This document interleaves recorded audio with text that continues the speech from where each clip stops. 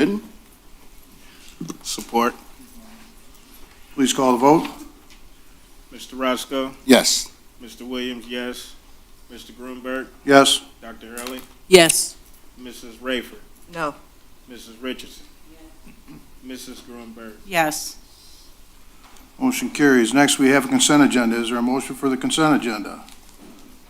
Motion to Accept.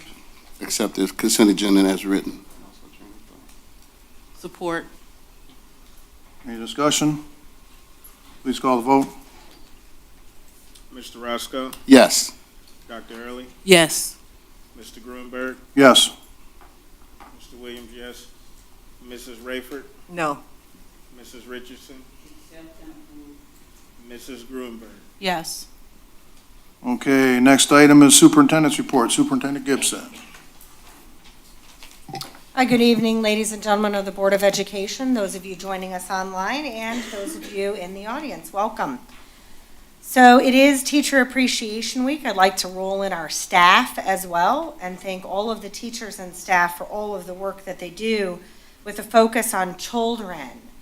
Thank you for all of the hard work that you do, field trips, coming to school every day, teaching children in good times, teaching children in challenges. We are grateful to all of our amazing teachers, and I'm so glad to see so many of them here this evening as well. We'd also like to celebrate some of the characteristics of the profile of an adult of Eastpointe Community Schools that is in the board's strategic plan. We have experienced professionals. We have empathetic and caring adults. We have coaching students to all be successful. We have staff who are respectful of students and families in our community. We have staff committed to constantly growing and learning. And we also have passionate and student-centered adults here at Eastpointe Community Schools. And we are grateful that all of you choose to do your service here. In our Facebook posts, we often like to highlight the great work of our staff. If you are not following Eastpointe Community Schools Facebook page, we encourage you to do so. But I wanted to lift this evening, the question of the week was, who was your favorite teacher? And we had a tremendous amount of feedback from the community in our Facebook messages. Mrs. Davis is so great. Miss St. John, Miss Kaler, Miss Bridget Kashevsky, Sandra D. Young, Matt Tracy, Suzanne Booth, and more comments about amazing teachers that have impacted children and families in this community. We'd like to thank the Hillside Foundation. Members of the Hillside Foundation are all alumni of formerly East Detroit, now Eastpointe Community Schools. This group of young men was all impacted by after-school sports and athletics here in Eastpointe Community Schools when they were in attendance. As alumni, they have rallied together and continue to donate scholarship money to worthy student recipients graduating from our high school, and most recently reached out to Eastpointe Middle School. The Hillside Foundation raised and donated over $2,000 worth of sports equipment and games to Eastpointe Middle School.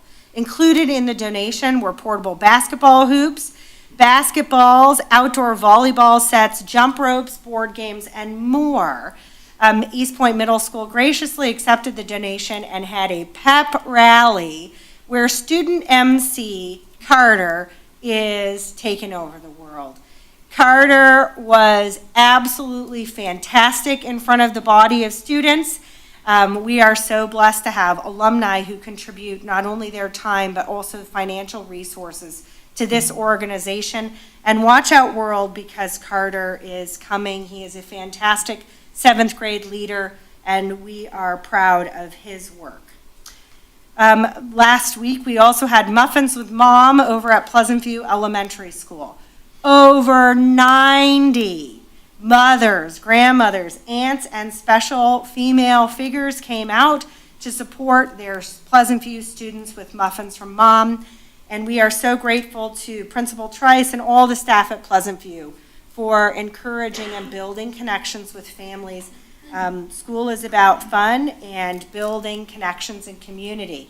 Next, I'd like to invite, as part of the superintendent's report this evening, art teacher Stephanie Jovanowski up to the podium to share with us more about work she is leading at Eastpointe High School with an upcoming art show. Ms. Jovanowski. Thank you. Good evening. My name is Stephanie Jovanovski. You might remember me from the January 23rd board meeting concerning the purchase of art curriculum resources. I was mistakenly introduced as a new teacher, but I have been teaching art at the high school for 9 years and have been head of the electives department for 4 years. At the aforementioned board meeting, it seemed to me that the board was unfamiliar with our longstanding tradition of holding an end-of-the-year art show. So I wanted to personally come in front of the board to show you some of our successes and invite you to this year's show. Click. Okay, my involvement in the art show began in 2016. The show was held in the senior lounge at the high school and open for a week only to students and staff in the building. The theme was "It's Lit" at the art show. It was popular at the time, trust me, and and I made a considerable effort to promote the show with flyers around the school, Instagram posts, and even a photo op, which you can see here with my student who I bribed to take that photo with me. Okay, you can click. In 2017, the show remained in the senior lounge. You can see a better picture of it here. But I had bigger plans. I remembered my own high school experience of having an opening night where my family was able to attend and vowed to give my students the same experience. Thus, we have 2018 and our first ever art show opening night. We served light refreshments. We had our art gallery jazz music playing in the background, and we welcomed guests at the door. Family, friends, and community members were invited, and our flyer was posted on Facebook and Instagram. We had a small but good turnout of students, parents, and of course, Cardi Delmonico, who thought I was a student. And I wanted to give a shout out to Cardi, who has since attended every art show and now knows that I am a staff member, not a student. You can click. In 2019, we took it up another notch and had our event catered by the culinary arts students. Students cooked and served hors d'oeuvres to students, parents, and faculty. Our AP art students had the opportunity to show off their portfolios, and the show was the most professional it has ever looked, in my opinion. In 2021, after not being able to have a show in 2020, I found a site to host our show in a digital format, complete with the jazz music playing. It's very important. By this point, the art show had obviously had a special place in my heart, and I wasn't going to let COVID take it away from me and my students a second time. So I put the digital show together during what little free time I had, and it wasn't perfect, but it did give students the opportunity to see their work in frames and share it with their families and friends. The link is still active if you're interested in viewing it, and it can be found on the Eastpointe Community Schools Facebook page.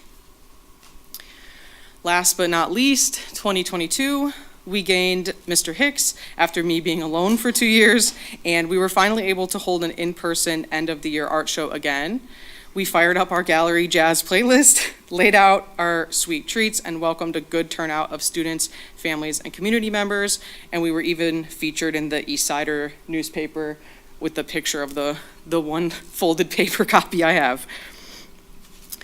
This year, we are planning our most ambitious show yet. We are combining our art show with the middle school, thanks to Miss Thrift, and combining with the band, thanks to Teacher Butler, to put on our first visual and performing arts extravaganza this Wednesday, May 10th, from 6:30 to 8:30 p.m. The flyer seen here is also posted on the Eastpointe Community Schools Facebook page for anyone who needs the information. The art show will be up in the high school for a week for students and staff to view. As members of the board, I hope to see you at our opening night, but if you cannot attend, you are welcome to view it on your own time during the week that it is up. Thank you for your time and continued support of our program. Thank you, Stephanie Jovanowski, for joining us this evening and taking the time to share your amazing leadership with all of us. So we look forward to enjoying the art and music on Wednesday evening. Thank you very much. Next up, we'd like to invite Valerie Jens, principal of the Early Learning Center, and hopefully Valerie will introduce all of the staff that have come with her this evening as well. I brought friends. Good evening. Thank you for having us this evening. So this is Miss Hess. She is one of our GSRP teachers. Mrs. Rulo, she is one of our 3-year-old preschool teachers. And Mrs. Lattiser, she is one of our ECSE lead teachers. I'd first like to start out by letting you know the amount of increase in enrollment that we have had over the past 5 years since I've been at the ELC. I know that's a little tiny, but I wanted to fit it all on one slide. So since I've been there, I started 5 years ago in 1819, and we started out with 48 students, 3 classrooms. And since then, we have grown to 8 classrooms with 128 students in GSRP. That is our 4-year-old preschool program. Moving into last year and this year, we opened up a 3-year-old preschool program. Last year we had 2 classrooms with 23 students, and this year we have 3 classrooms with 35 students. And then with ECSE, we have had, when I started 5 years ago, we started with 2 classrooms with 48 students. 2 classrooms is 4 sections. So there's 4 half-day sections, 2 a.m. and 2 p.m. That's why there's so many students, if that looked a little weird to you, like a little bit too many. And then for this year, we are up to 3 full classrooms with 72 students. So that is the growth that we have seen over the past 5 years since I have been at the ELC. Next, I would like Mrs. Rulo to come and talk about the academic and social emotional growth with our 3-year-olds. Good evening. If you could take a look over on the screen, we have for our letter identification, we have about 90% of our preschoolers meeting or exceeding that. So meeting is 3 to 10 letters, exceeding would be 11 plus letters. For the sounds, we have 51% meeting or exceeding, so we have meeting 3 sounds, 4 plus sounds. We're okay, still keep going. For our counting, we have 100%, so we are counting 1 through 10. Exceeding would be above, after 10. Next slide. Next slide, yes, thank you. Thank you. And for social emotional, that would be follow limits and expectations, knowing what we do in our classroom. We have about 94% meeting or exceeding, which is really exciting.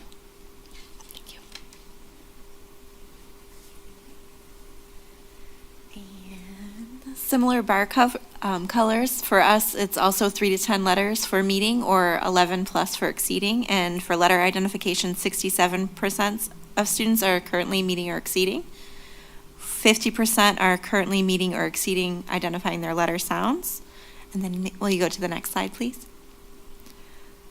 For social emotional, 53% are meeting or exceeding. And they're able to solve their social problems, often using conflict resolution strategies we've taught them. And for counting, 75% are meeting or exceeding, counting 11 to 20 numbers or higher.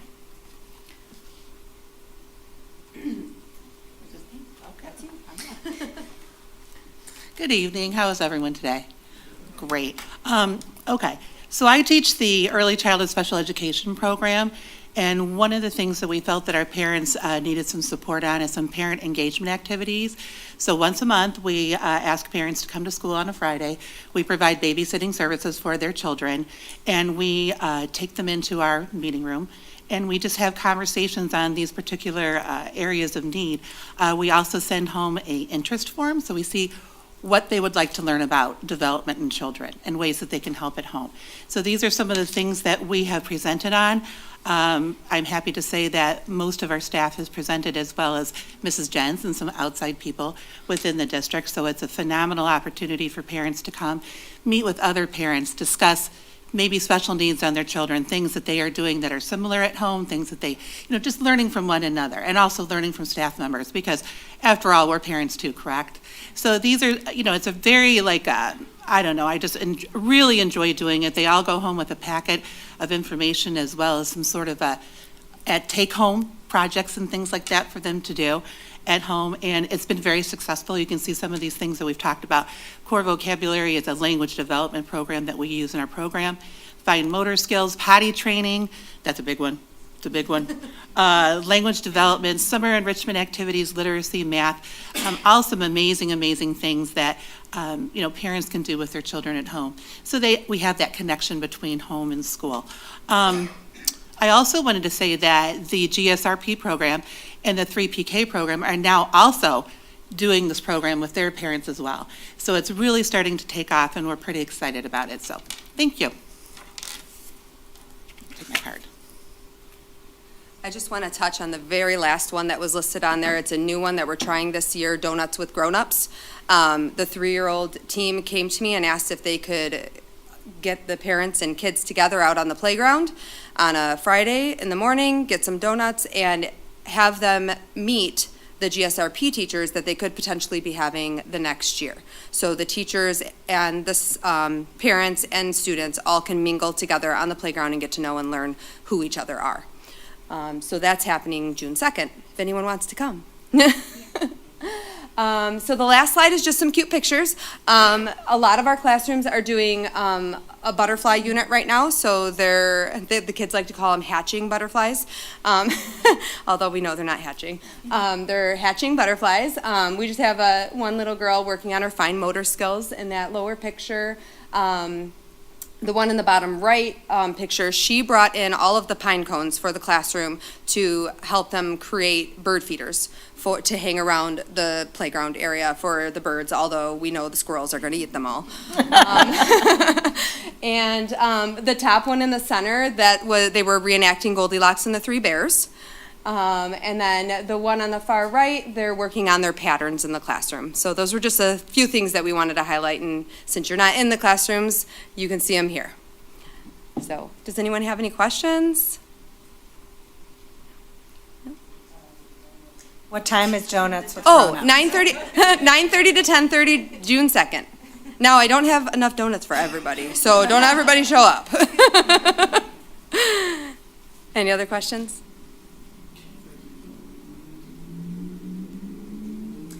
Ms. Jensen, Ms. Hess, Ms. Brullo, and Ms. Laddister, thank you so much for taking the time out of your evening to come and share the work that you are leading at the ELC. We are so proud of the connections that you build with families, the way you support our early learners, and the essential ground-setting work that you're doing. We notice children are much more prepared for kindergarten and successful when they start that first kindergarten experience. So thank you so much to all of you. What a nice celebration of all of your amazing work and the academic success of our students, and those connections with families. We can't do it alone, and we have to work together. And we're so proud of you and your leadership and the way, Valerie Jens, that you have grown the Early Learning Center, and you are to be commended for all of your efforts and hard work. Thank you. Thank you for having us. So finally, the last part of Eastpointe Community Schools Superintendent's report this evening is I'd like to invite our MTSS coordinator, Brandy Croce, up to the microphone. And while Brandy is coming, we have attempted to bring Brandy to the Board of Education to share more about the work that she has been helping to synergize with building principals and other members of our support network team. This is an added position this year, based on a recognition of the attendance challenges that we saw across the district, as well as further needs to memorialize and get our processes more solidified in tiered systems of support. Brandy got called for jury duty and was not able to come the last 2 times she was scheduled, so she is available this evening and is going to share more with us about the work that she has been synergizing with our principals. Brandy Croce. Thank you. I am Brandy Croce. I've worked with some of you I've just seen at the board meetings, but I am the MTSS and Special Education Coordinator, so I work in Student Support Services, and I joined this summer. Prior to that, I was a K-8 assistant principal and interim principal. I was a 6th through 12th grade instructional coach and a kindergarten through 5th grade teacher. So thanks for having me. Keep scrolling, thank you. Have a nice perky pace. So for our agenda, we're going to go over some data. We're going to talk about our MTSS attendance model and then our next steps. Before we do that, I do like to begin with an end in mind. So as you know, we have our strategic plan, which is our district outline of all of our work for the next 5 years. I would like to thank the people. I see a lot of people here who were on the strategic planning team. But if we look specifically into goal number 2, that is the student support systems. And under the second bullet, it says that we are going to improve student attendance, mobility, engagement, and satisfaction. So you'll see a direct alignment between the work that we're currently doing and our MTSS policy. So if you want to keep on scrolling, thank you. So that was the second bullet point that you should be aware of. And now we'll dig right into some data. So our data, before we dig into it, I want to give you the definition from the MDE, and this is an explanation of it. So it's more than just about the numbers. But chronic absence is missing 18 days of school over the course of a year. That's just 2 to 3 days a month, which is the equivalent of missing 10% or more of school days. And that's from Attendance Works. With that being said, on-track attendance means that a student misses no more than 9 days of school for the entire school year. So if you think about it, we have more than 9 months. So that's less than a day a month.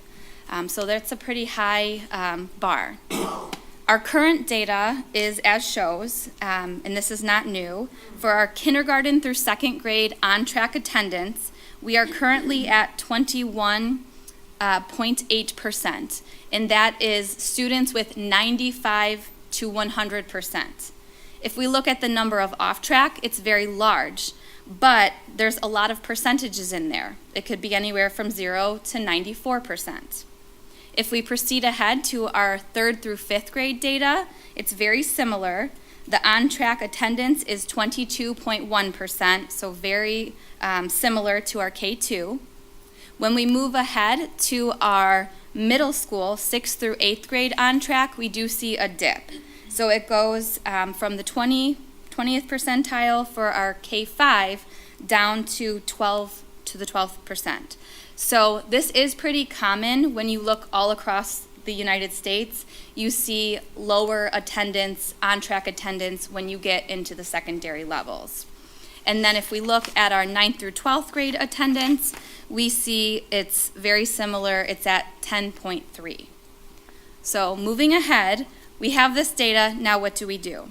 Well, one of the first things that we did was we have this position, the MTSS. So our MTSS is the multi-tiered systems of support, and our attendance model is closely aligned with the Taking Action Handbook, which is like the pillar for RTI data and best practices. And we also have our work closely aligned with the My MTSS Technical Assistance Center, which is the Michigan MTSS forum.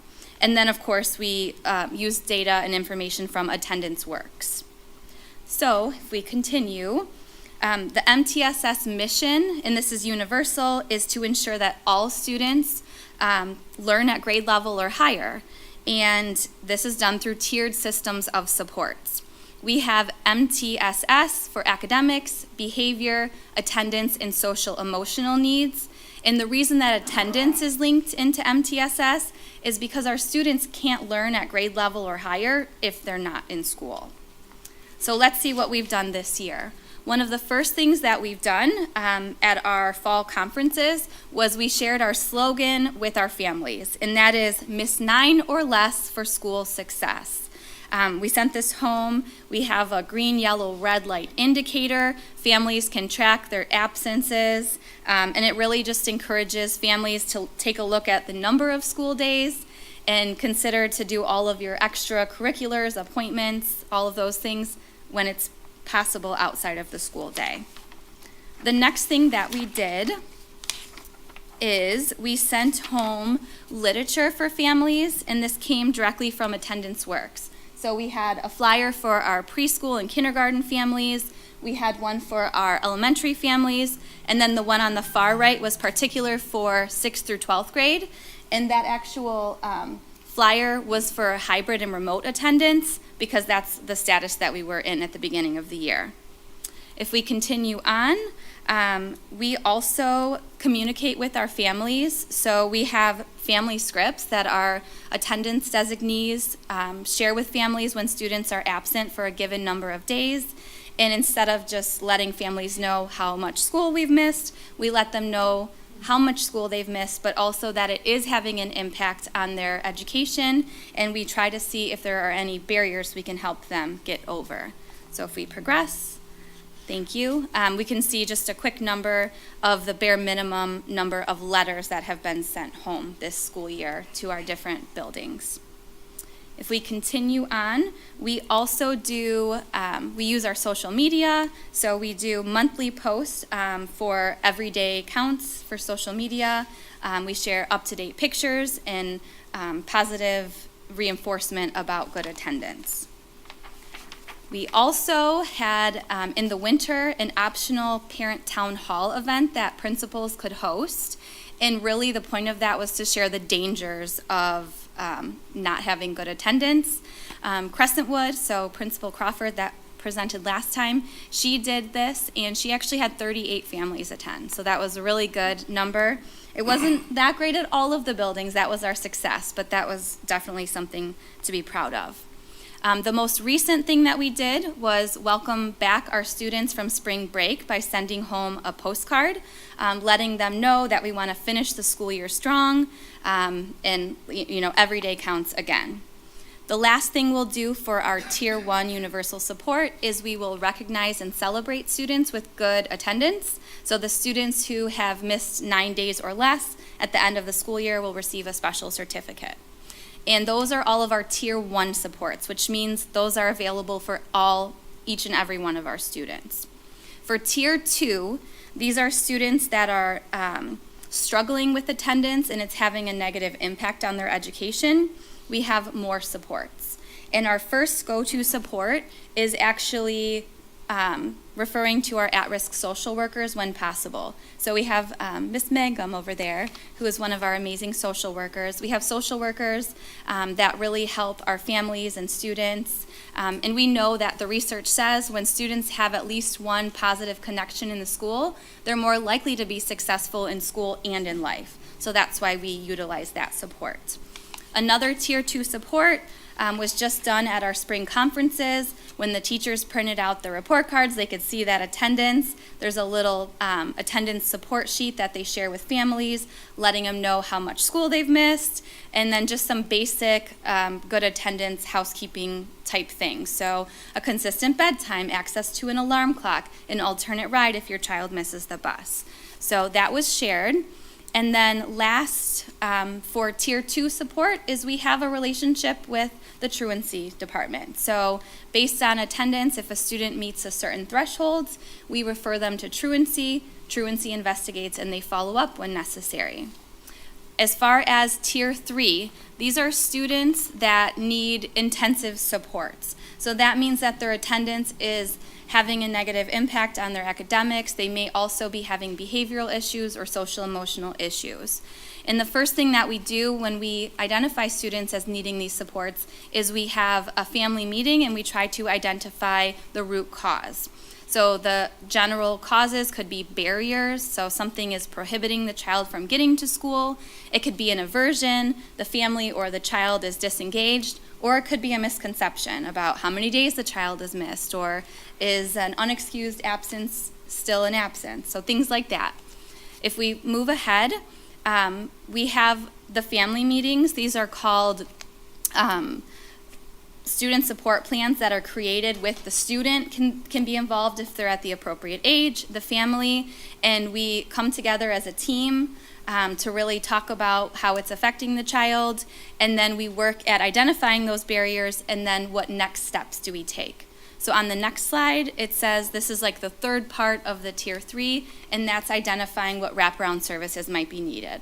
So if the child has missed that much school, are they going to need after-school tutoring? Are they going to need summer school? Do they need additional supports, mental health or physical, primary care? So that's what we do there. And so we also have next steps. That's not where it ends. We know we have our data and we know we need to continue. So for next steps, our leadership teams and principals are currently meeting with central office partners and other partners on a regular basis for performance management. And that's the district system for evaluating and making decisions. So we are having discussions, ongoing discussions about attendance and how to make gains in that area. Also, I wanted to mention, all of the tiers of support that were shared, those are district-wide supports, but every principal also has the opportunity to do more in their building based on the unique needs of their students and their families. Also, in the buildings, every building has SST, which are student success team meetings, and they occur on a weekly or bi-weekly basis where teams are discussing the whole child. We also have the Macomb County Homeless Referral System, and because of this system, our amazing homeless liaison has been able to support over 57 families this year with homelessness and transportation. And our at-risk social worker has been able to provide smart bus passes because we know that when students don't have access to a home or transportation, they're not going to be able to get to school. If we continue on, of course, we're going to continue with Goal 2 Action Team. We actually have quite a few of our Goal 2 Action Team members in the audience today, so thank you to them. So we will continue to work on that. And then just a final note, we mentioned last week that at Crescentwood, they're wrapping up the high-dosage tutoring. So we will be meeting later this week to go over that data, and because that is part of the multi-tiered systems of support, I would like to bring that data back to share with you as well. So thank you for hearing me. I tried to keep that as perky of a pace as I could, and I appreciate it. Does the board have any questions for Brandy before she goes back to her seat about the work? About the work, about the work that she has helped to, we had lots of pieces of Absolutely. tiered support systems throughout the district. What Brandy has done this year is help to get one district, one plan for our tiered interventions, so that if you go to Pleasant View, you have the same opportunities as if you attend Bellevue. So thank you to you for all of the work that you have done this year, Brandy. What questions might the Board of Education have for Brandy Croce?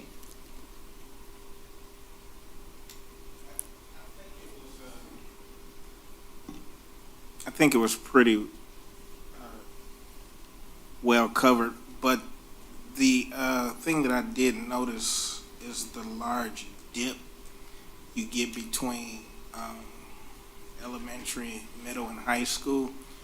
And you mentioned a few things that you were doing to try and target that.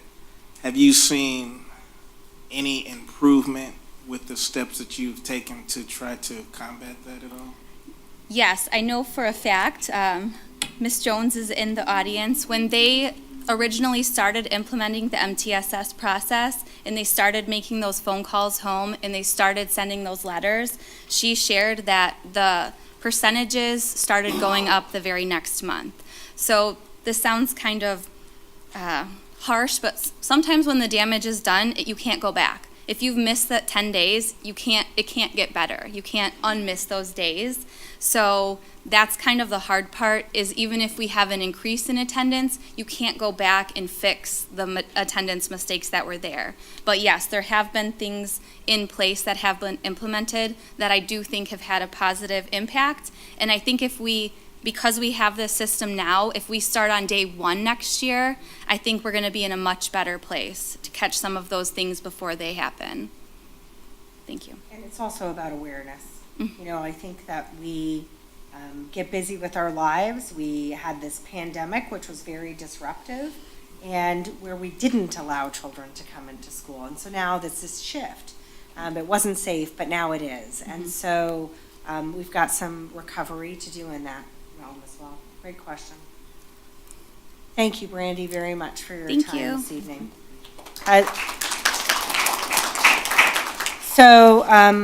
Coming events, the Shamrock Jazz Orchestra, made up of 16 East Detroit band alumni ranging from 1957 to 2006, will be performing a show May 19th, 7 p.m. at the Eastpointe High School Auditorium. The band has previously performed sellout shows at the Magic Bag in Ferndale and the Emerald Theater in Mount Clemens. So they hope to pack the auditorium at their alma mater as well. Tickets are available at shamrockjazzorchestra.com and are $27 and will be benefiting the Eastpointe band programs. Also of note, it didn't make it, but into this slide deck, I will celebrate it next time as well. But congratulations to Teacher Bex and the success of our music program students. The board approved them to head on down to Cedar Point and compete, and they received a B. And we have not had a band show up for an adjudicated performance in probably about 10 years. So we're back, and this board has committed to investing in music, and it is starting to have an impact, and children are performing and getting seen. So thank you to all of the board for that support. We'll share more about that at the next superintendent's report. Upcoming events to keep on your calendars. May 10th, as Stephanie Jovanowski shared, is the Performing Arts Extravaganza. If you'd like to hear the music, that would be at 7:30. May 13th is the Eastpointe High School Prom at the Detroit International Banquet Center. The 24th, Pleasant View's ever-popular Spring Play, 5 p.m. at Eastpointe High School Auditorium. May 26th, we will remember those that we have lost at the Bellevue Grief Walk at 12:30 p.m. May 26th is our last day for our seniors, and June 1st is Eastpointe High School's commencement, 7 p.m. at Macomb Community College Sports and Expo Center. And that concludes the superintendent's report. Thank you. Okay, next on the agenda is the first hearing of the public. Does anyone wish to be heard? Anyone wish to be heard? All right, I think I explained to you the rules, right? You got 3 minutes, you need to state your name. Yes, I'll try to be quick. Thank you very much, Eastpointe School Board. My name is Robert Gonzalez. I am the business manager for the International Union of Painters and Allied Trades here in Michigan. My office is headquartered in Warren off of Groesbeck and 696. But what I wanted to just quickly talk about was opportunity that we have for the students of Eastpointe. Matter of fact, all school districts, but I'm here tonight. Our organization provides great wages and benefits to our members, okay, that belong to our organization. More importantly, our Department of Labor apprenticeship, which is called Finishing Trade Institute of the Great Lakes, basically a construction college, provides excellent alternatives for young folks as opposed to a conventional college degree. Our programs, our apprenticeship programs are multi-craft, so we represent industrial, commercial painters, drywall finishers. Am I too close to this? Okay. Drywall finishers and glasswork or glazers. Now, the starting wages for our apprenticeships, this is starting wages, are between $19 to $22 an hour. That's just the wages. There's also benefits that come along with that, like health insurance, pension, vacation, benefits as well. In fact, those wages are going up June 1st because there's a contract raise coming, so they're going to go up by $1 or so, the starting wages. All apprentices that we have in our program, we take pride. The apprentices in our program, they earn while they're learning. So that means they're working on the job site with our employers, earning a living while coming to school. Okay, so they're getting the industry experience and making a paycheck at the same time, getting themselves on their career path. At Painters District Council 1M, our apprenticeships provide benefits to the communities and the residents, pretty much what I'm speaking of now, as opposed to a conventional degree. The cost of a four-year degree generally for a student with tuition and fees could be, $80,000, maybe more, depending on what they're trying to get a degree in. The cost of a 4-year apprenticeship in the construction trades, the union construction trades, for a student is $0, because it's already bargained, they're coming to school, there's no tuition. It's just on them as an opportunity to make sure they come when they have to come. Usually it's after work, you come once a week. These apprentices are earning while they're learning, and upon graduation, which our apprenticeships are 3 and 4 years, they graduate. Not only are they going to make great journeyman wages, which currently are between $31 to $37 an hour, until June 1st, it's going to go up, but they've also gained 3 to 4 years of experience in the industry. You know, what they're going to school for. They have industry experience, which in my opinion, is different from a conventional college degree where you go to school and you graduate, maybe with student debt, and you don't have that industry experience yet. With our programs, you do. When you graduate, you're ready to go. You know, you're a journey person making great money. Our apprenticeship programs also come with benefits to the taxpayers.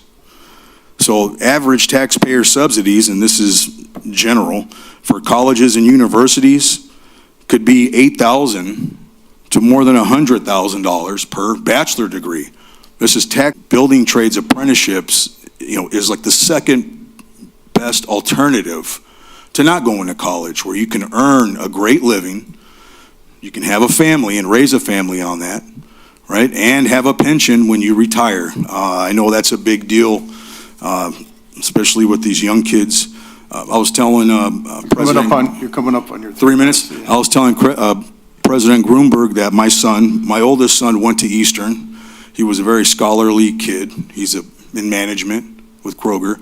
My middle son graduated, and he did get into the apprenticeship. He's about to graduate. He's 24. He's going to make $38 an hour. He's making $37 an hour now. So I just wanted to put that opportunity to the school board that these are things that we have, and we're very close to this school district. I've given you my contact information.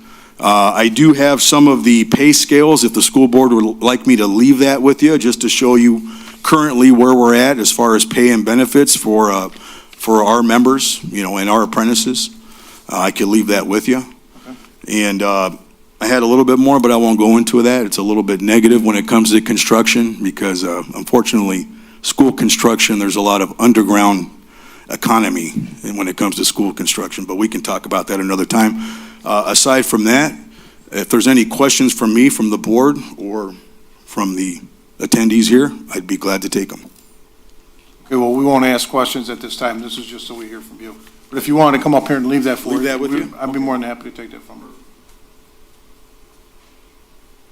Always like to see plenty of information. Thank you. Does anyone else wish to be heard?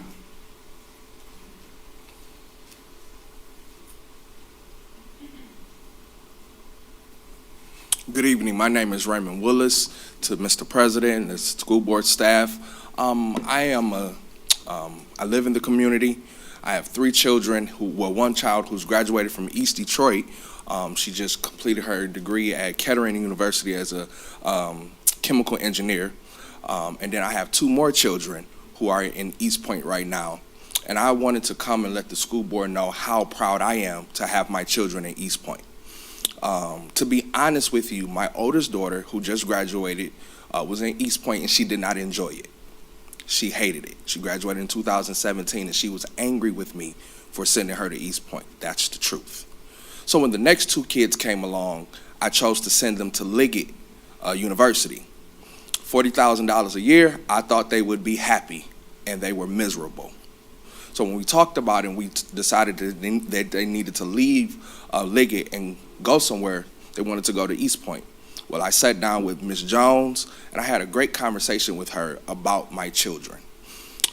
She said she would love to have them. She welcomed them into the high school, and I will tell you that my son did not know what he wanted to do with his life.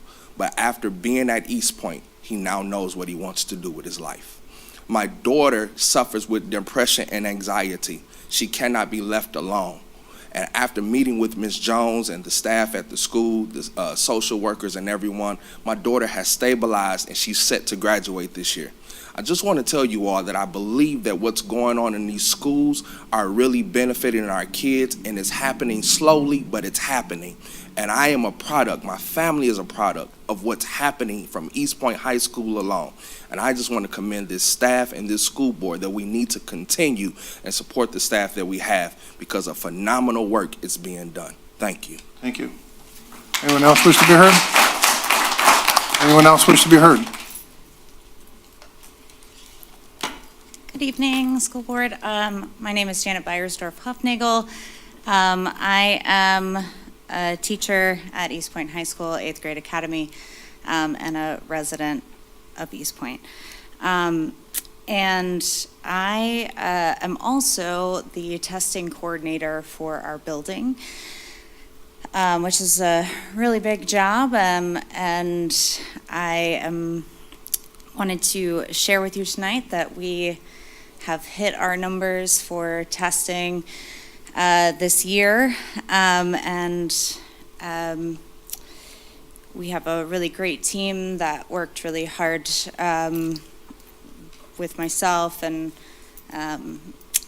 our administrative staff, and I wanted to share that with you. But as I've been thinking about getting up here tonight to talk about these successes, I just continue to struggle with my feelings. So I just keep thinking about Teacher Appreciation Week, and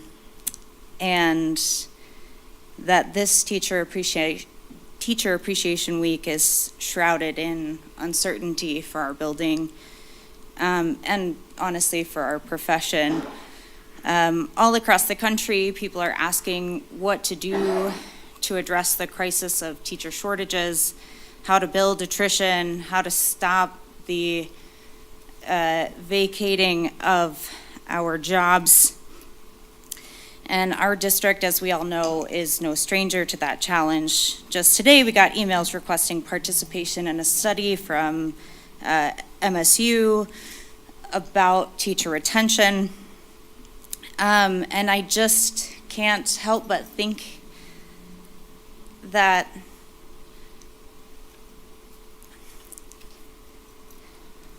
for Teacher Appreciation Week, I'm here again to ask you to do that, to help us maintain our staff by keeping our administrative team whole, preserved, strong under the leadership of Aseneth Jones, Eric Strisa, and Fatima Thompson. I appreciate your time and careful consideration for the best interest of our children and our staff. Thank you. Thank you. Anyone else wish to be heard?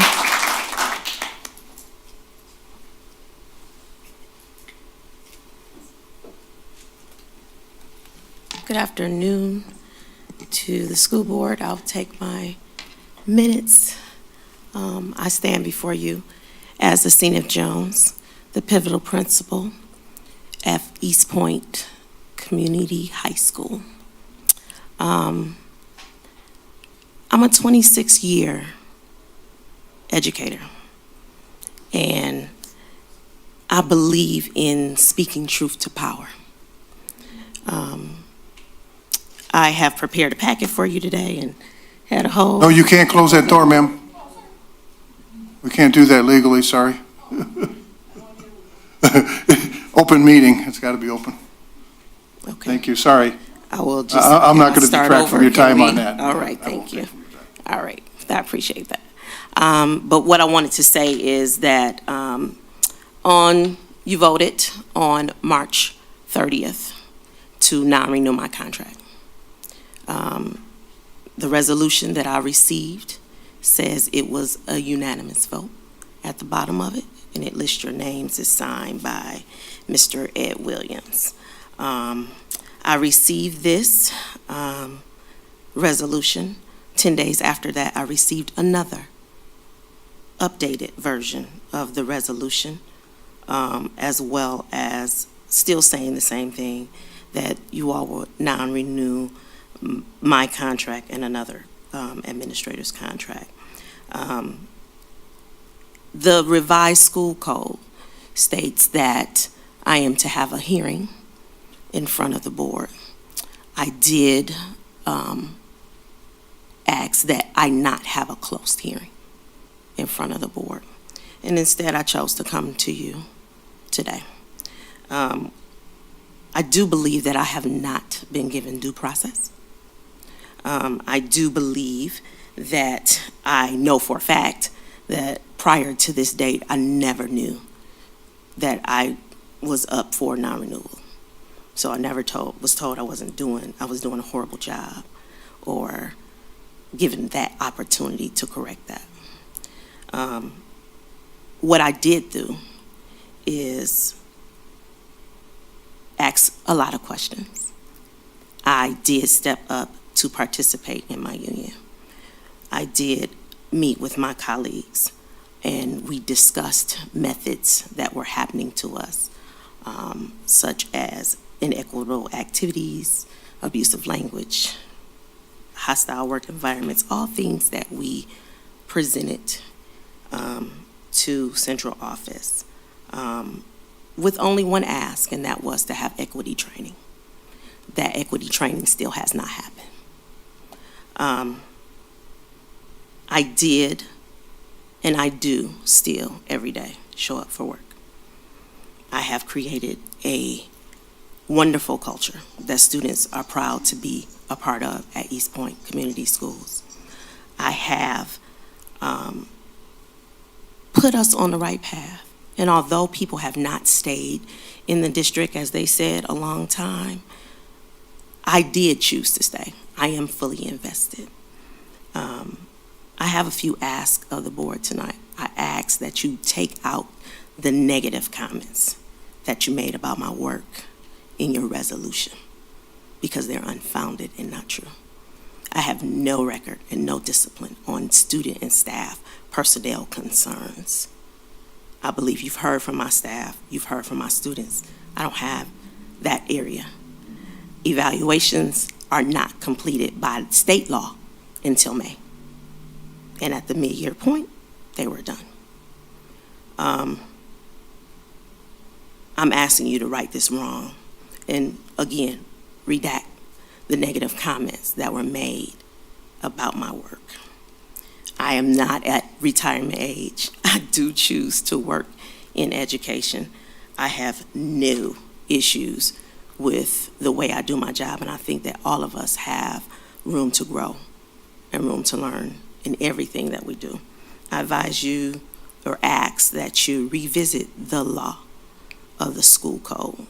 I have some packets for you where I have put in my grievances, I have put in my letters, and I still have 2 totally different resolutions for tonight, or that you made at your closed workshop meeting on March 30th that say 2 things. So I would like clarification on those as well. Again, you have my information. You can get back to me. I know that this is a public hearing. I wish my staff to know that I do not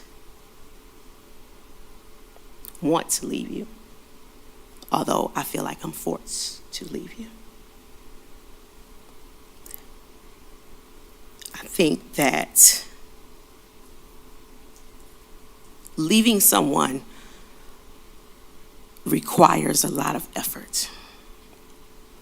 Our children deserve better than a revolving, rotating door as soon as they get established.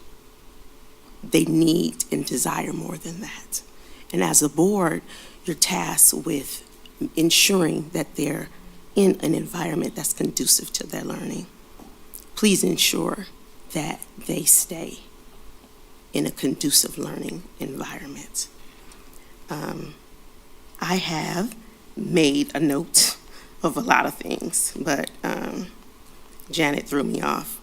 I did not seek it out for union representation as well, as my contract on the very first page states that we are a part of the American Federation of School Administrators. However, when I reached out and I came into the superintendent's office to ask for how this process would work, I didn't get what I needed. I was just told, you have the opportunity to come before the board. I don't know whether that means you ask me questions. I don't know that. So when calling them, I realized they told me I wasn't covered because our Eastpointe Association hadn't paid the dues in several years, so I wasn't covered under that way. My time is up. Got it. Well, I don't want to cut you off. I've been pretty liberal. I want to make sure you had plenty of time. But Oh, I appreciate that then. We have other people that may want to speak. That's no problem. I will wrap it up. I do want to say that I cannot express to you the hurt that I feel behind this. I made it very clearly known. The hurt that is causing my staff and the hurt that is causing our students. There's a better way to do this. There's a better way. And although the law is very clear and you don't need reasons, to create them is unnecessary. I'd like to leave you with this packet of information where you will find my statements, as well as some things that are just not right. And I ask that you consider them. And that's it. Okay. Thank you. Anyone else wish to be heard? Anyone else wish to be heard? Seeing none, we'll close the, come on up. Good evening. I'm Tabia Tab. I am the department head for career and technical education. I am also the dean of students. I come to you all with a 20-year career of retirement from the Detroit Police Department. And I come bringing forth the level of expertise and the education that I have to stand behind being a department head for career and technical education. I also realize that when you see things that are wrong and you start to speak out, you become the squeaky wheel. And based upon what I hear at Eastpointe schools, they have a history of being a retaliatory or retaliative type of a staff.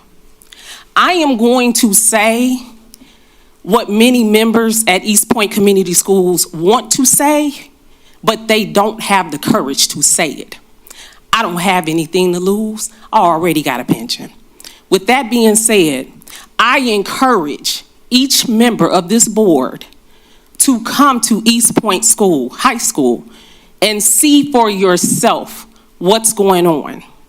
I encourage you to move past having an invitation to come over to the school to see what is going on. It is a hostile environment. We have great water cooler talk, but nobody is really willing to stand up. And when I see something that's wrong and there is an injustice, I have an obligation and a responsibility to stand for the people that I know don't have the courage to stand for themselves. It cannot be a constant, continuous revolving door with people coming and going, and there's only one constant factor that remains the same. Read between the lines. So I am asking you to do your due diligence as board members and come over to the school, because a lot of people don't have the courage to stand up. I'm not a lot of people. Come over and talk to us. Get the feel of the people in that building. Get the feel of the loving environment that we have created, the culture and the climate that we have changed for our students. I speak passionate because I'm passionately aggressive about what I'm speaking about. I learned a long time ago, I grew up on DPD. I learned a long time ago that people put on a front and it's a big dog and pony show, and that's real nice and real cute. But at the end of the day, the work that we say is being done sometimes is not being done. Now, let me tell you what I've learned in 3 years about academia. I learned that people know the buzzwords. They know exactly what to say. My favorite line, let's do what's right for children. Let's not be harmful for children. Come over to that school and get a feel of the people that you all serve in that building. It's a constant revolving door. Everybody can't be wrong. Thank you.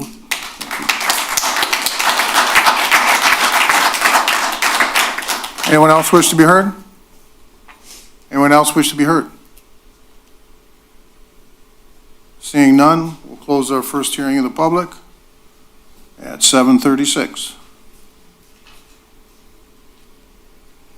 Next on the agenda is discussion, Board of Education recommendation for approval of resolution approving bond proposal at the August 8th, 2023 general school election. Is there a motion to approve the resolution?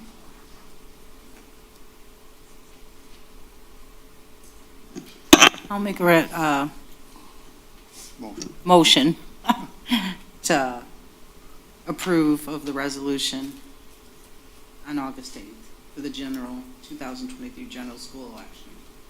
Support. We've had a little bit of discussion about it. Does anybody have any other questions they'd like to ask? I know Bart Mallow's not here, but Robert is, and the superintendent. Seeing none, go ahead and call the vote then, please. Okay, Mrs. Grunberg, Yes. Mr. Roscoe, Yes. Mr. Grunberg, Yes. Dr. Early, Yes. Mr. Williams, yes. Mrs. Rayford No. and Mrs. Richardson.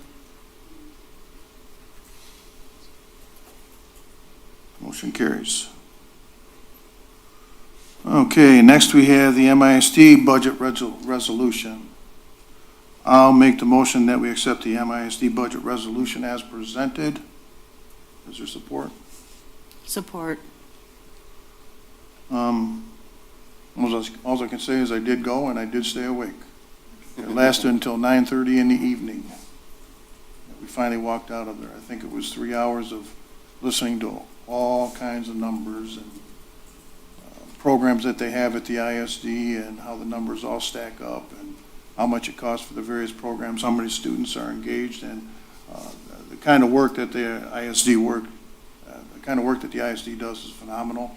And I know that I think the administrative team can attest to the fact that they do help us out an awful lot as well too, based on some of the budget allowances that and the resources that they allocate towards our district as well. So that's all I really have to say about it.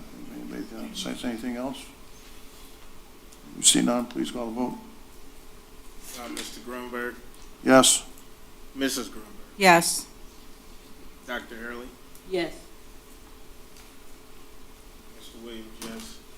Mr. Roscoe, Yes. Mrs. Rayford, Yes. Yes. and Mrs. Richardson.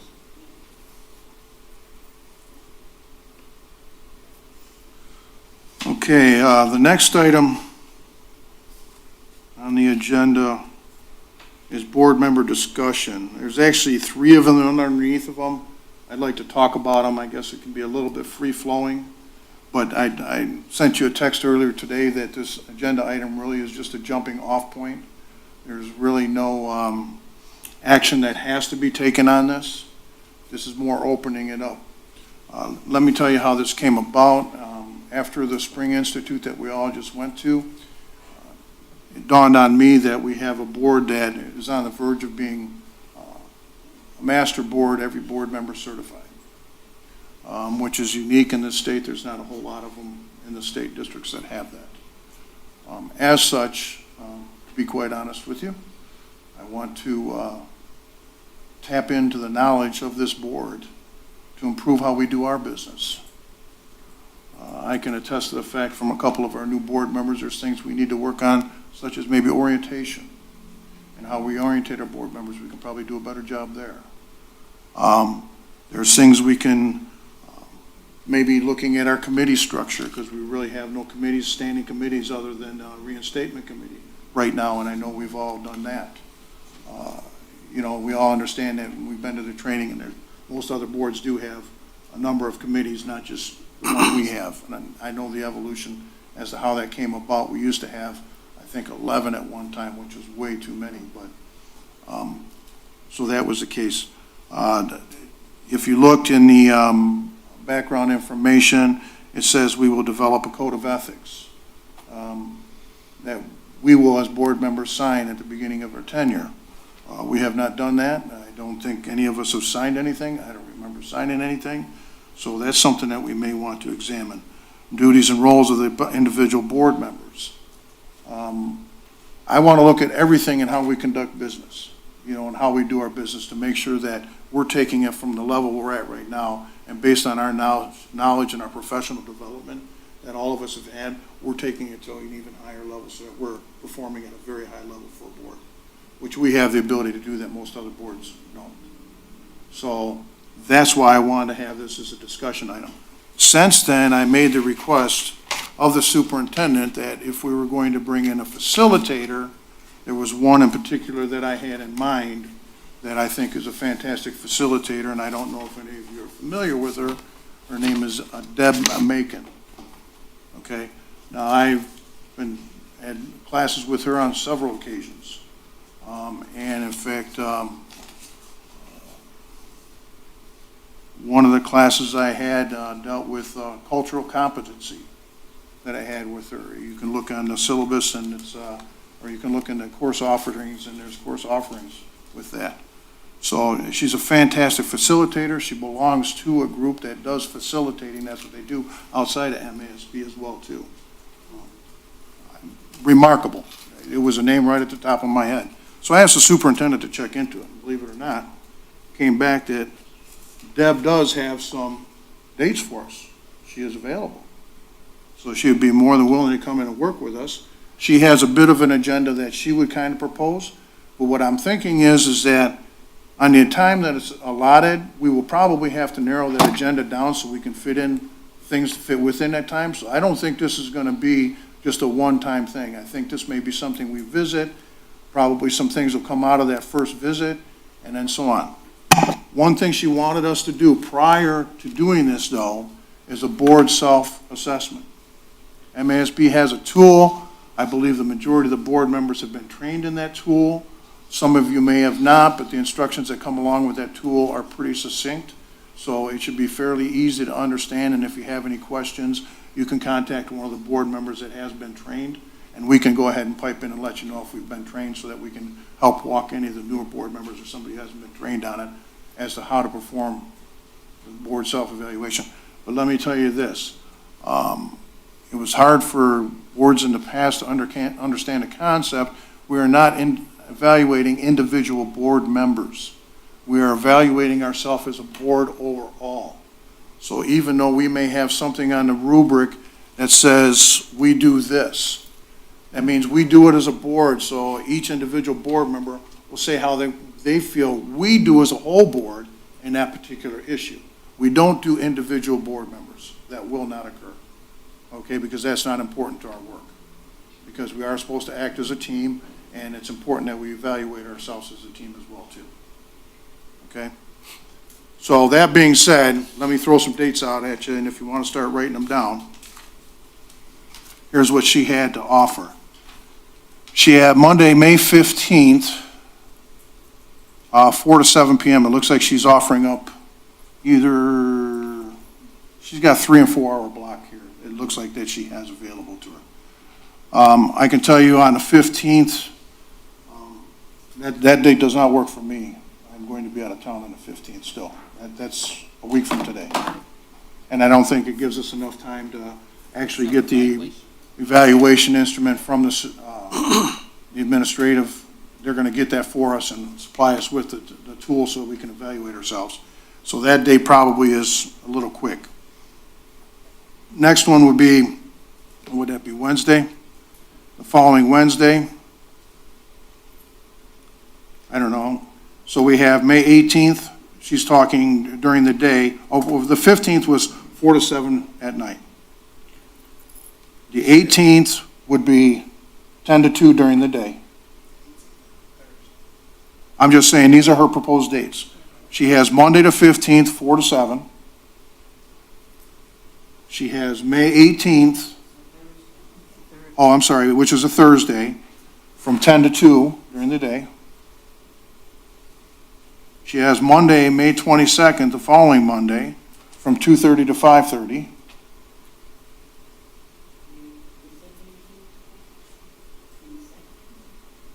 That would be May 22nd. We have a board meeting on that day, which maybe that doesn't fall bad. It would be, would take place before the board meeting. But that's a date. And then we have May 23rd, which is the next day, from 2 to 5. And then Thursday of that week, May 25th, 3 to 7. Do we have any? I think the 22nd would be good since we'll already have that day before a board meeting, if everybody can come in the daytime. Can we, 2 to 5:30. Okay, but we have a board meeting at 6:30, right? Yeah. Bring in lunch? That means we'd have to have something. Eat 'em. We can do that? We can pull that off? Would we be able to do that here? Okay. Would you guys be able to get the evaluation to us in time? Yeah, we can work with MASB on getting the tools that the board wants. Is it emailable? I assume so. Yeah, I'm sure they can email it to us. Okay, and the other thing too is, like I said, she has a proposed type of an agenda that, to help us start the conversation with this. But if there's anything in particular any board member wants, please feel free to go ahead and text me or email me and let me know. And if it's something viable to add to this particular agenda, because I think once we do the evaluation and we do this one, we're probably going to want to do another one. Is everybody good with that date? Is everybody good with the 22nd? I am. Can you Okay, confirm, and can then- you confirm the time? Everybody's available for that full time on the 22nd then? Yeah, May 22nd from 2:30 in the afternoon to 5:30 in the 5:30? afternoon. And then we'd have a bit of a dinner break. And then we have our regular meeting at 6:30 that evening as well too. And I would say, can we have, you could probably have the information we need by a week from today? So we'd have that on the 15th by the latest? Yeah, And then our that would give us office a will- week to do the evaluations. We'll probably be able to get it for you by the end of the week. Okay. Okay, so we'll plan that for May 22nd.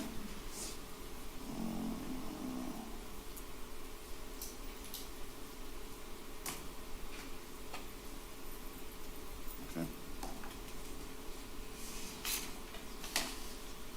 Anybody else have anything they want to add on that? Because I don't know where it's going to go for sure. I just opened it up. I think we can always improve. So we should try. And I think Deb's a very good person to help us with that. You got a great instructor coming. She's a great teacher. Okay, next we have second hearing of the public. Does anyone wish to be heard? Does anyone wish to be heard?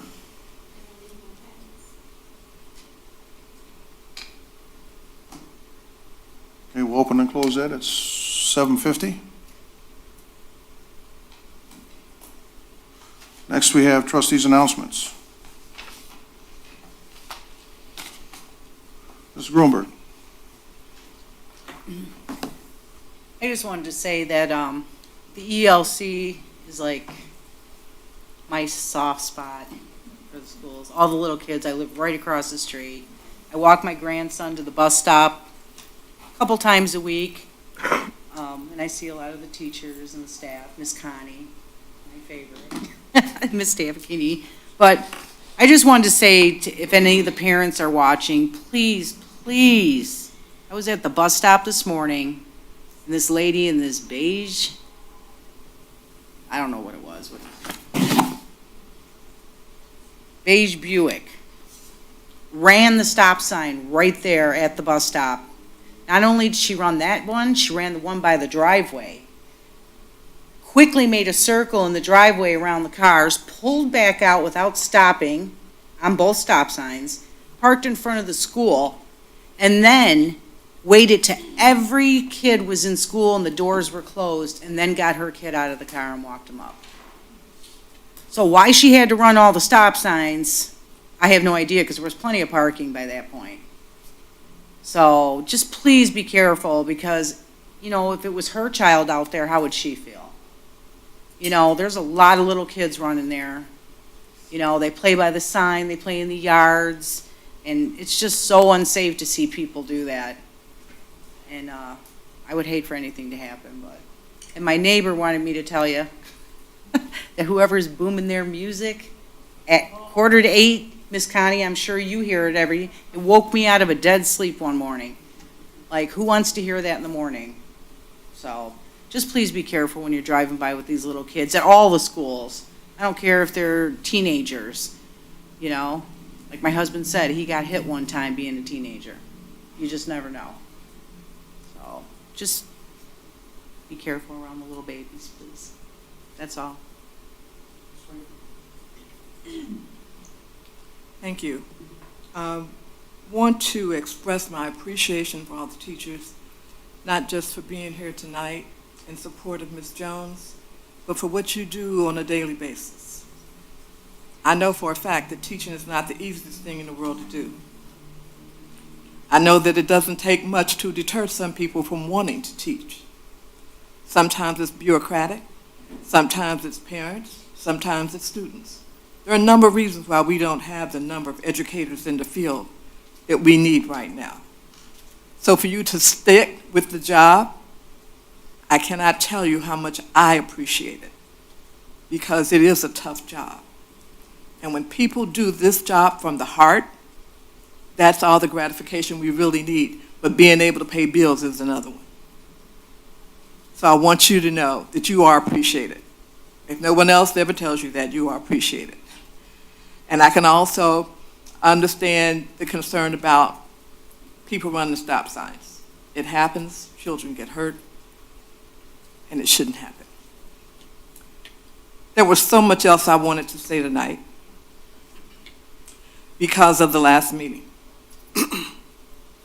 And the only thing I'm going to leave it at right now is because I have other things to be concerned with. I can't waste a lot of time dealing with personality issues. But I want to say this much.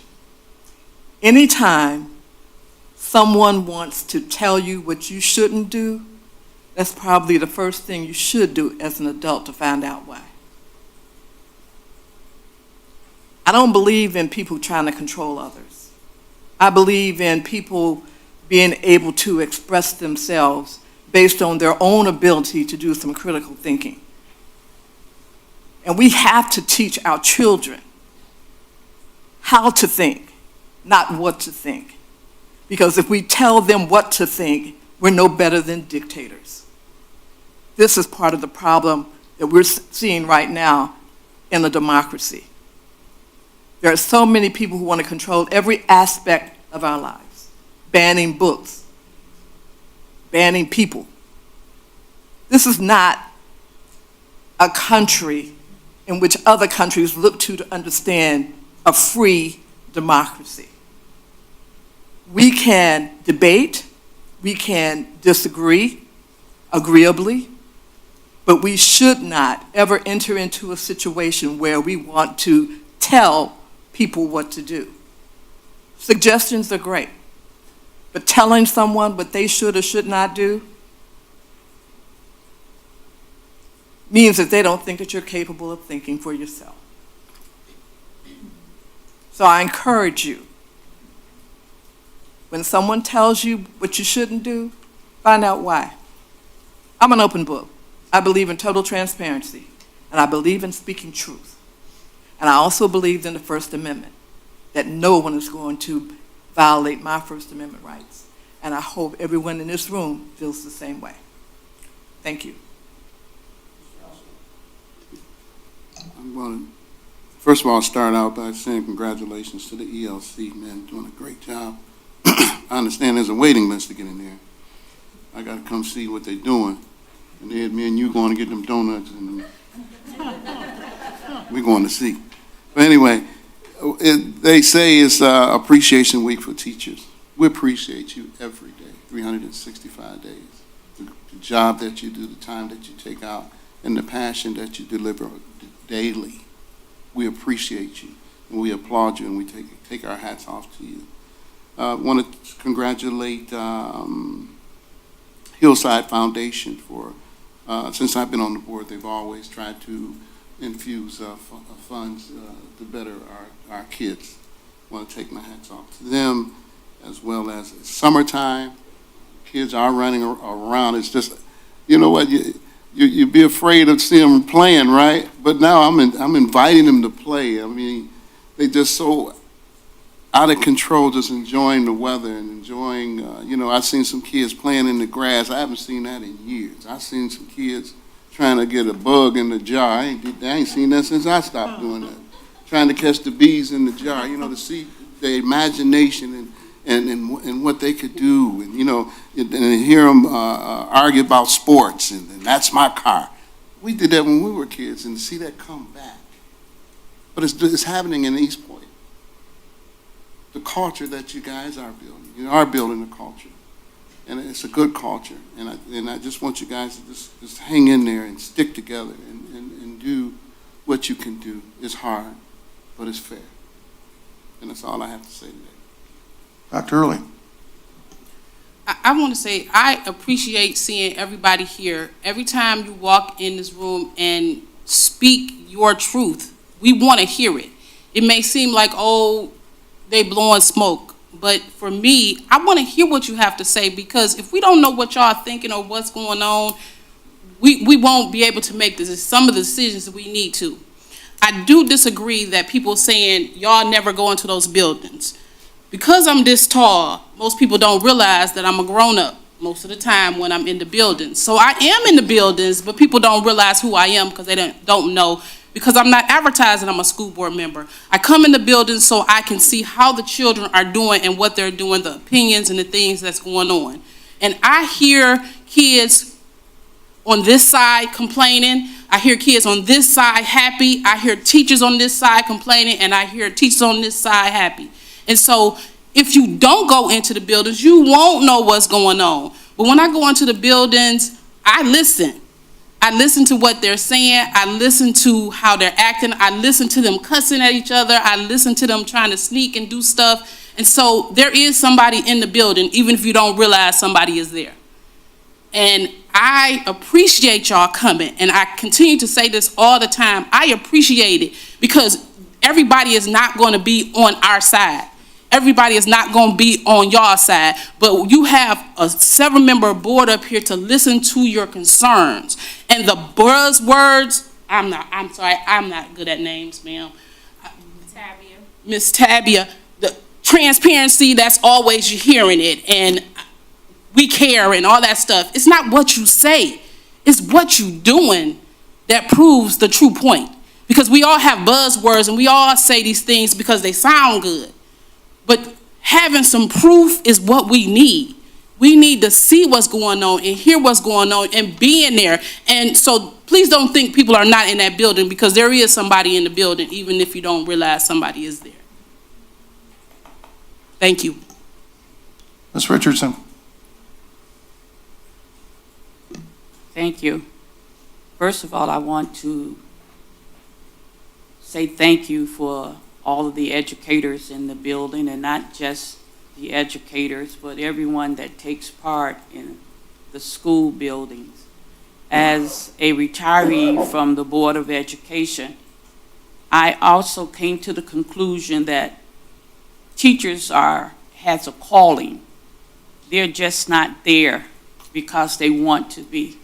Those teachers that hang in there forever, and it's like forever, because you have to go through so many different changes and things that occur up in that building. And I can't express how I appreciate you with what you're working with, because our children nowadays are not like they used to be. And it takes a calling to go every day. And I really, really appreciate all of you in that building. I also like to thank the Hillside for what they did about getting the children something to play with, deal with, because it's hard to do something on the outside and you don't have anything to work with. Also, the accomplishments that all of you have done by coming together as a whole. I'm with Dr. Early. You need to speak up if there's something that's not done or is being done and you don't like it. You don't come at the last part. You need to speak up early enough so that we all can see and hear what's going on, because it's difficult hearing one part of it and not hearing all of it. And then when it gets down to coming to make your voice heard, I appreciate the parent that came. I appreciate the students that came last week. And that's what we need, is an open thing so that we can all have an idea of what's going on. By being new in the process, it's hard sitting here trying to hear and know and do when you're new. So it's like, I just can't thank you enough for all of you coming, for whatever part that you're playing in and doing, even the people that came up with the attendance. Attendance has always been a problem, and it's a lot that I heard from them. And I understood that they're going to start at one age group and try to work up, but that's a lot. And it's a lot, and parents need to be aware, as well as the staff and everyone else, in making sure our children get to school for learning. And I thank you very much for the opportunity to speak. Mr. Williams. Thank you, Mr. President. Thank you, Board. And I just want to piggyback off of some of my colleagues up here. Teachers, we definitely appreciate you, not just this week, but every week. And the process itself, we have to learn as a group, as a team, as staff, teachers, and students, to trust the process. Because sometimes, you know, we don't make the rules, but we have to follow the rules. So it's all in the process. Congratulations to Hillsdale Foundation for their donations. And I thought it was pretty awesome. All the, I believe they said it was 90-something parents that showed up for muffins with mom. You know, how about donuts with dad sometime? You know, let's do something like that and invite the dads and the uncles and the brothers. Let's see how that works. But yeah, I like donuts, as you may can tell. Thank you, Miss Stephanie J, for your presentation, and Valerie Jens from Early Learning Center. Those were great presentation, and it's good to hear and see what's going on. Piggyback off of what Dr. Early said, we are in the schools, but we're not advertising. I don't walk around with a big name tag. I'm school board, whatever, on my chest. I just come in quietly and I leave quietly. But I do hear, see, and understand what's going on. And we're not perfect, but as a board, we have to do, as a team, as a group, as a collective team, what is right and what is good for the district and for our students. At the end of the day, that's what it's all about. So thank you for allowing me to serve you as a board member, and thank you for all that you do, students, staff, and teachers, and administration. Thank you. Okay. I have a few things. First off, testing coordinator. Oh, I got it down a note here. I had to bring that up because I don't think a lot of people don't realize how difficult this is to achieve the testing levels that we need to in our district. And I can assure you that it is a very difficult job. I know firsthand myself because I was up at the high school the one day.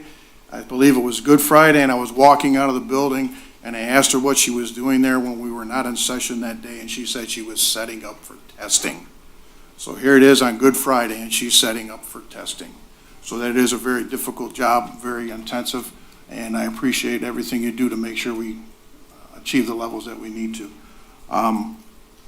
Second, the next thing, art show, Ms. Jovanowski. Well, a common name to me because I knew a Jovanowski, maybe not to as many other people. I'm going to be out of town, I think it was the 16th, you said? The 10th. Oh, the 10th, I'm sorry. I'm out of town starting tomorrow through the 16th. I'm sorry, I misspoke. So I won't be available for the art show, but I did know that you said something about the art was going to be there for a week? It will be up in the media center at the high school. Starting when to when? Wednesday, the 10th to the next Wednesday. So the following Wednesday, I would be able to see it. Thank you. I'll be in touch probably. Next thing, early learning center growth. Oh my God. I was looking at the numbers up on the chart, and I don't know if anybody noticed, there was only one slight plateau, and that was within the pandemic, I believe.